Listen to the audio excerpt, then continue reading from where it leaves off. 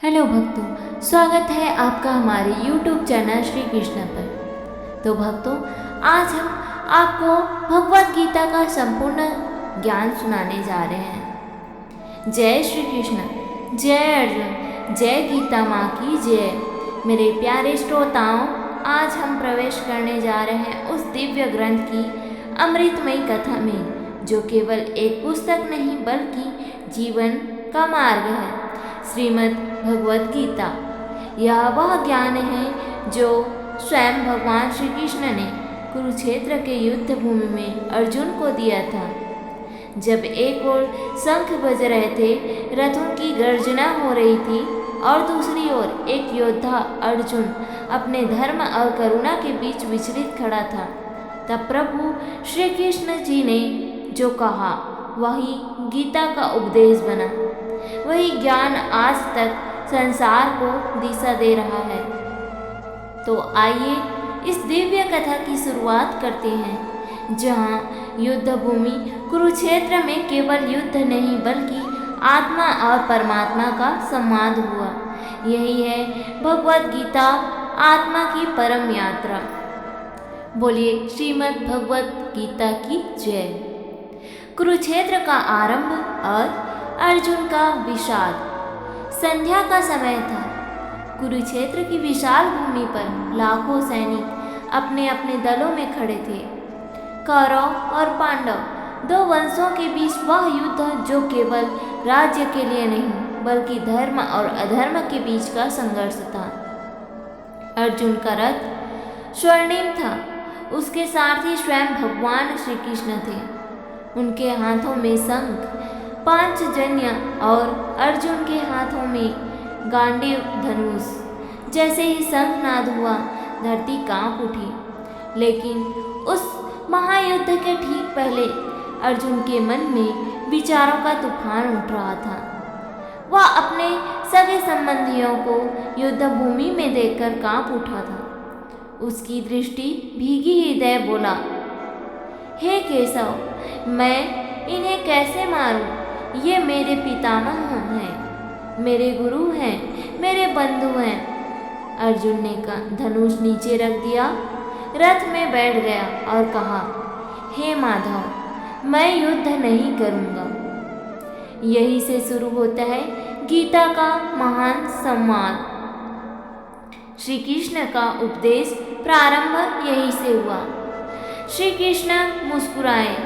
उन्होंने कहा, पार्थ, तू दुख क्यों करता है? जिस पर तू रोता है वह वास्तव में मरा नहीं है, और तू स्वयं भी कभी नहीं मरेगा।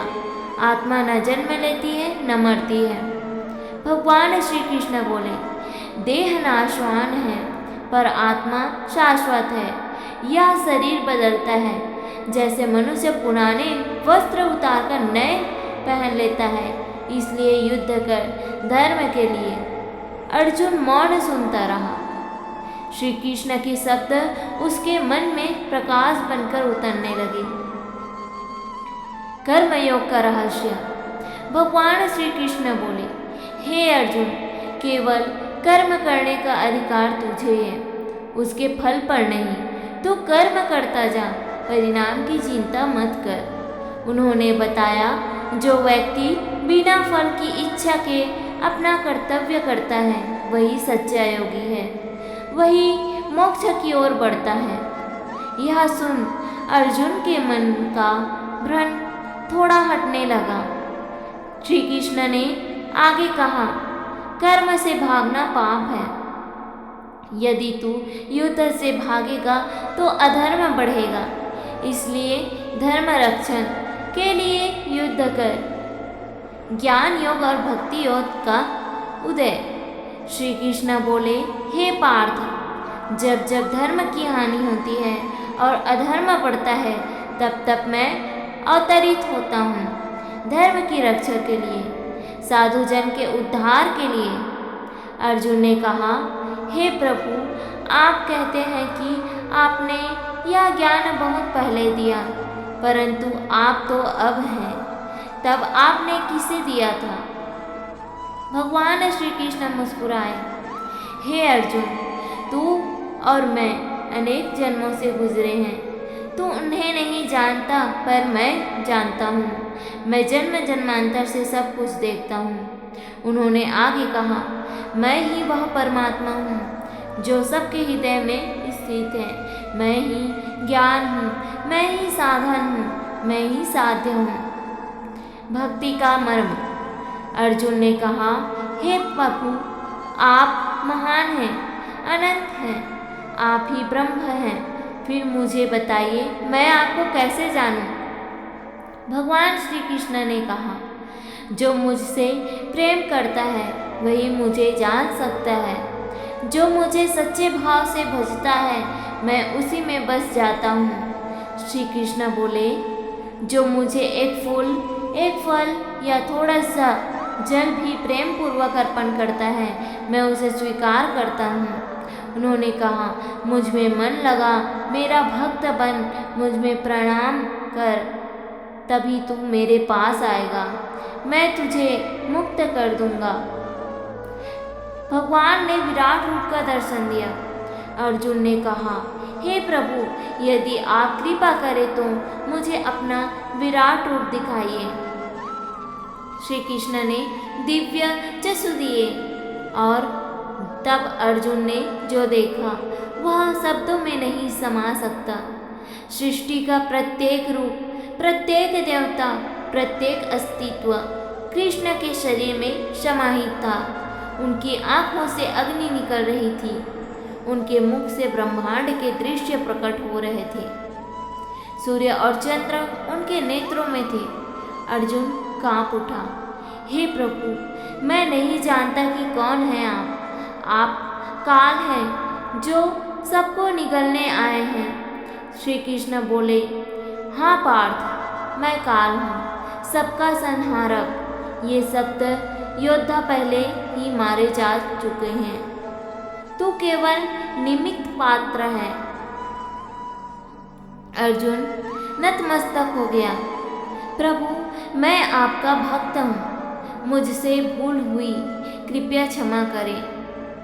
आत्मा का मोक्ष मार्ग। भगवान श्री कृष्ण बोले, हे अर्जुन, जो मुझ में श्रद्धा रखता है, जो राग द्वेष से मुक्त है, वही मुझ तक पहुँचता है।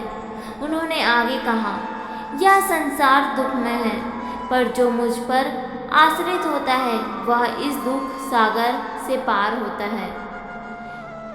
कृष्ण ने बताया, योग का अर्थ है मन को परमात्मा में लगाना।